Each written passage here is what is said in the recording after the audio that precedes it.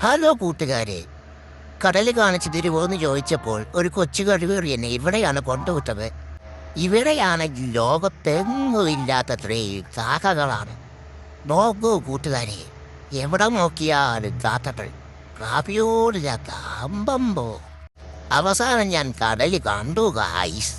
കടലിലെ അറച്ചും തിരമാലകളാണ് ഗായ്സ്.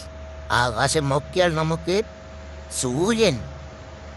എന്താ പറയുക, എൻ്റെ ദൈവമേ, എനിക്കറിയാൻ മേല. ഇങ്ങനെ കിരണങ്ങളായിട്ട് താഴോട്ട് വരികയാണ്.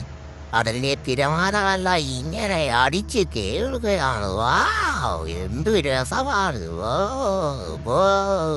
നല്ല രസമുണ്ടായിരുന്നു. എന്തായാലും കൊച്ചു കഴിവേറി കൊണ്ടുപോത്ത സ്ഥലം കൊള്ളാം.